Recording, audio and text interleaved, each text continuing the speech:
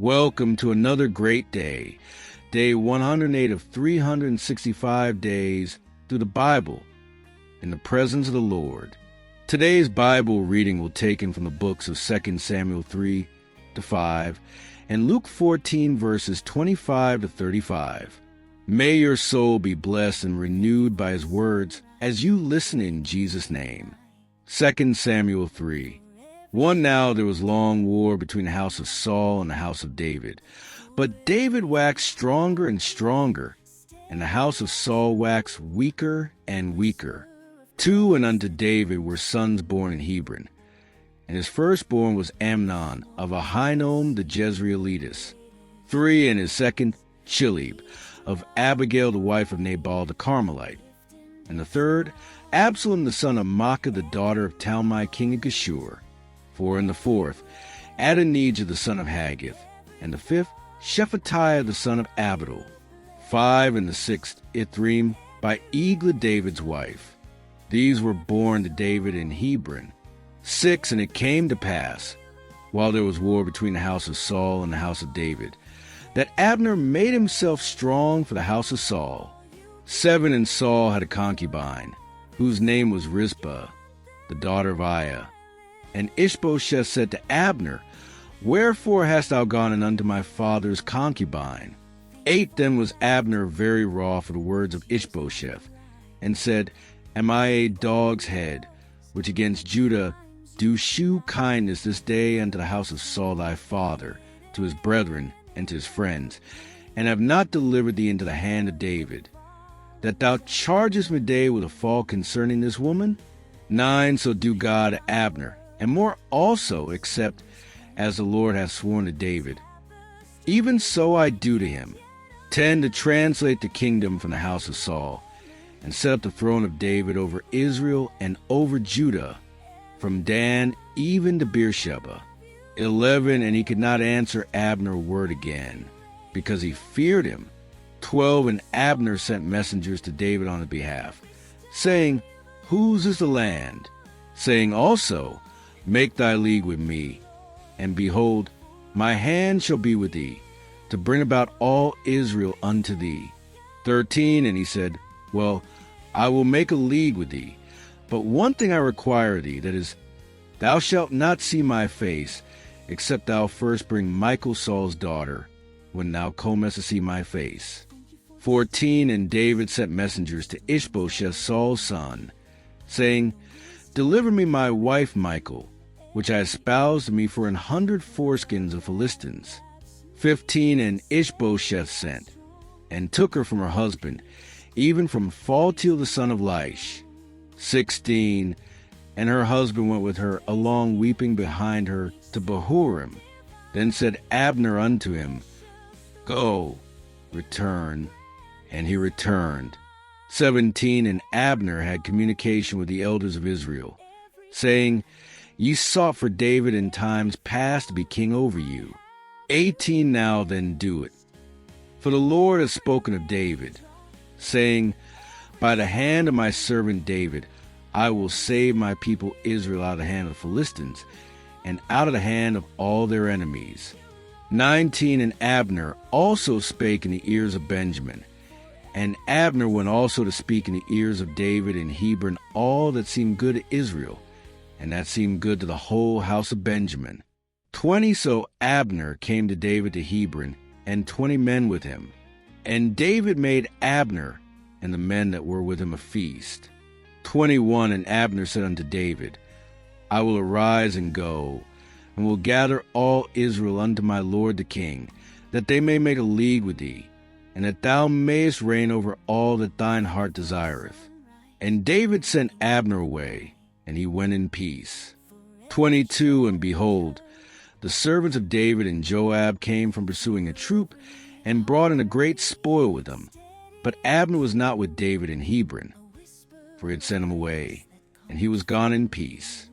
23 When Joab and all the host that was with him were come, they told Joab, saying, Abner the son of Ner came to the king, and he has sent him away, and he is gone in peace. 24 Then Joab came to the king, and said, What hast thou done? Behold, Abner came unto thee, why is it that thou hast sent him away? And he is quite gone. 25 Thou knowest Abner the son of Ner, that he came to deceive thee, and to know thy going out and thy coming in, and to know all that thou doest. 26 And when Joab was come out from David, he sent messengers after Abner, which brought him again from the well of Sirah. But David knew it not. 27 And when Abner was returned to Hebron, Joab took him aside in the gate to speak with him quietly, and smote him there under the fifth rib, that he died, for the blood of Asahel his brother. 28 And afterward, when David heard it, he said, I and my kingdom are guiltless before the Lord forever from the blood of Abner the son of Ner.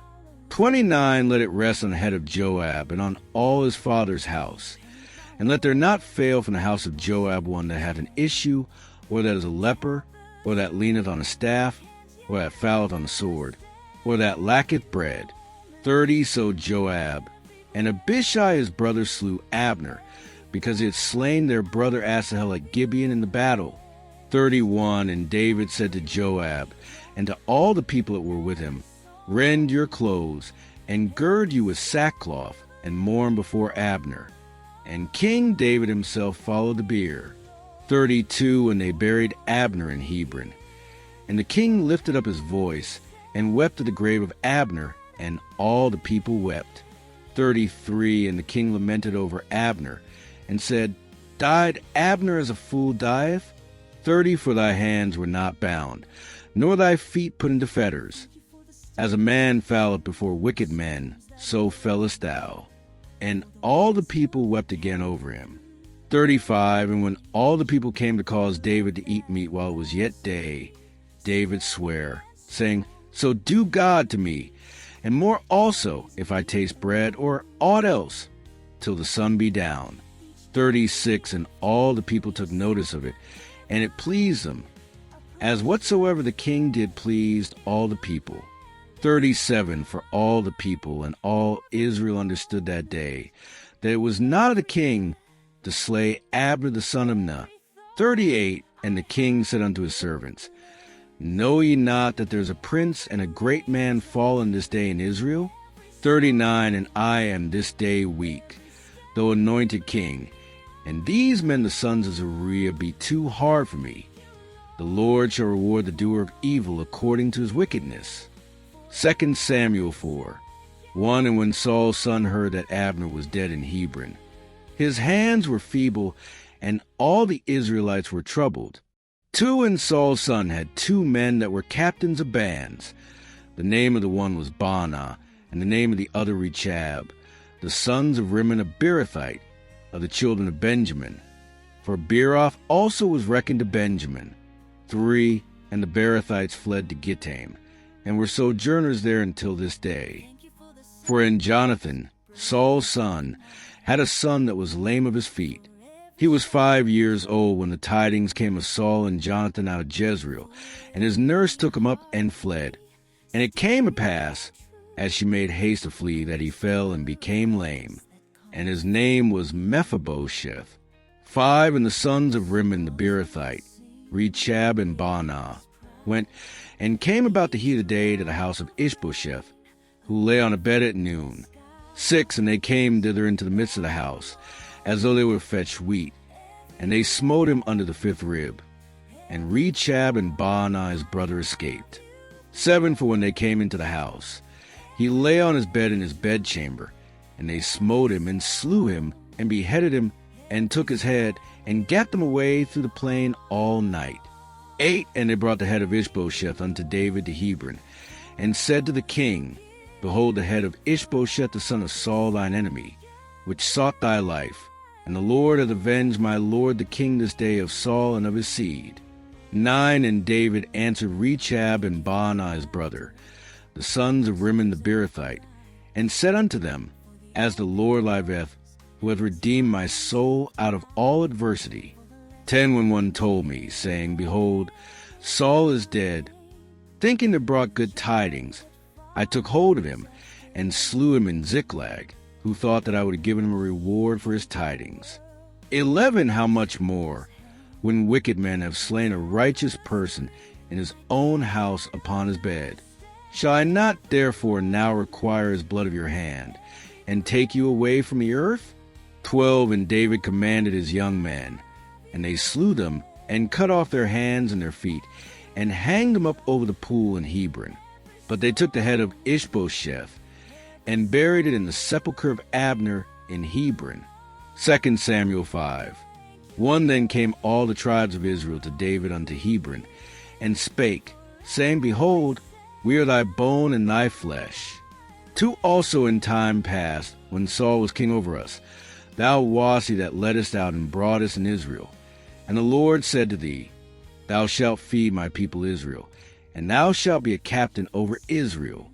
3 So all the elders of Israel came to the king to Hebron, and King David made a league with them in Hebron before the Lord. And they anointed David king over Israel. For David was 30 years old when he began to reign, and he reigned 40 years. 5 In Hebron he reigned over Judah 7 years and 6 months. And in Jerusalem he reigned 33 years over all Israel and Judah. 6 And the king and his men went to Jerusalem unto the Jebusites, the inhabitants of the land, which spake unto David, saying, Except thou take away the blind and the lame, thou shalt not come in hither. Thinking, David cannot come in hither. 7 Nevertheless David took the stronghold of Zion. The same is the city of David. 8 And David said on that day, Whosoever getteth up the gutter, and smitteth the Jebusites, and the lame and the blind that are hated of David's soul, he shall be chief and captain. Wherefore they said, The blind and the lame shall not come into the house. 9 So David dwelt in the fort, and called it the city of David.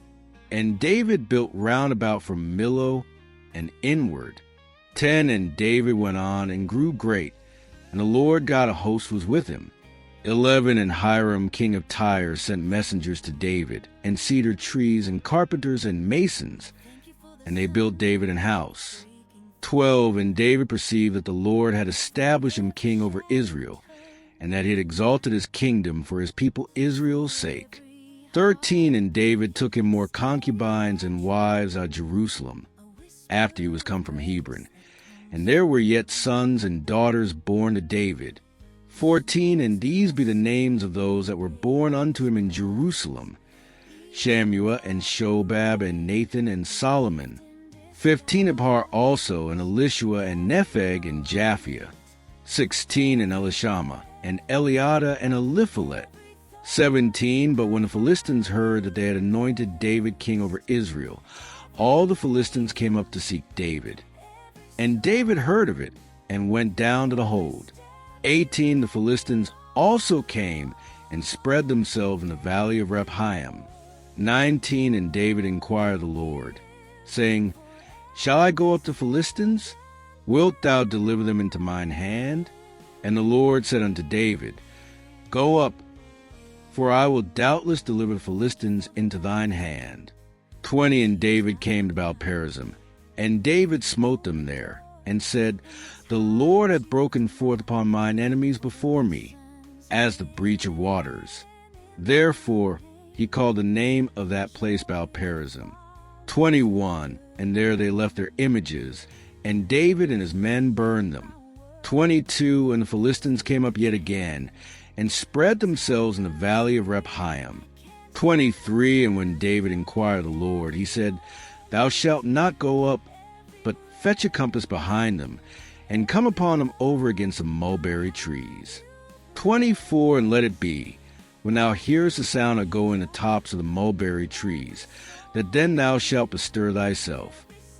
For then shall the Lord go out before thee, to smite the host of the Philistines. 25 And David did so, as the Lord had commanded him, and smote the Philistines from Geba until thou come to Gazer. Luke 14 verses 25 to 35, King James Version. 25 And there went great multitudes with him.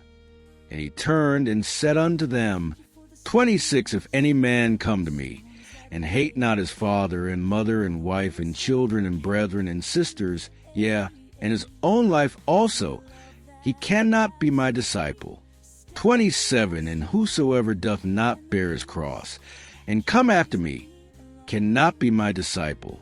28, for which of you, intending to build a tower, sitteth not down first, and counteth the cost, whether he is sufficient to finish it?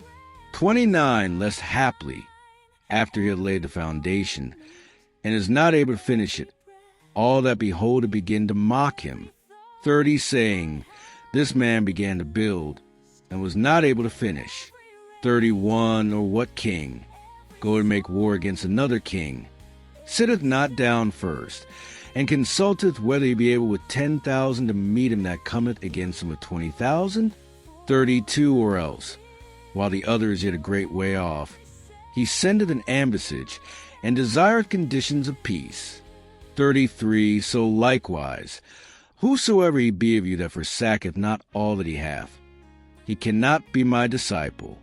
34, salt is good, but if the salt have lost its savor, wherewith shall it be seasoned? 35, it is neither fit for the land, nor yet for the dunghill, but men cast it out. He that hath ears to hear, let him hear. Lessons from the Scriptures. 1. 2 Samuel 3, verses 1 to 39, tells us of the high cost of political ambition through Abner's betrayal and murder when Joab kills Abner to avenge his brother. 2 Samuel 3, verse 27, undermining David's peaceful unification of Israel v. 12 to 21. David publicly mourns Abner, distancing himself from Joab's violence v. 31 to 39. Lesson: unchecked personal vendettas sabotage God's purposes. True leaders prioritize reconciliation over revenge. 2. 2 Samuel 5, verses 1 to 12 shows us God's sovereign timing when David was anointed king over all Israel after 7.5 years ruling Judah. David is finally crowned king of all Israel, v3. Jerusalem becomes his capital, the city of David, fulfilling God's promise, 2 Samuel 7, verse 16. Lesson: waiting on God's timing brings enduring victory. Human impatience often forfeits divine favor. 3 in Luke 14, verses 25 to 33. We will see the non-negotiable cost of discipleship from Jesus' hard sayings. If anyone comes to me and does not hate his father and mother, he cannot be my disciple, v. 26.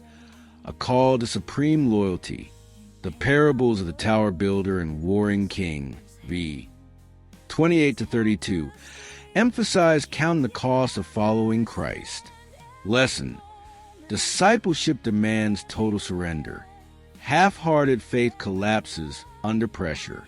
For Luke 14, verses 34 to 35, describes a danger of useless compromise, as Jesus warns that saltless salt is worthless. Just as disciples who accommodate the world lose their impact. Lesson: cultural compromise neutralizes Christian witness. Either we preserve God's truth or become spiritually irrelevant. 5. In 2 Samuel 6, verses 1 to 23, David exemplified leadership through worship, where he danced before the ark of the Lord. His unreserved worship, v. 14 to 16, contrasts Michal's disdain, v. 16. I will become even more undignified than this, v. 22, reveals that God-honoring leadership flows from humility, not image control. Lesson: true spiritual authority is rooted in passionate devotion to God, not human approval. We are sure you are blessed by His words. We will be glad to hear about your major takeaway and questions in the comment section. Till we meet again, Godspeed and blessings.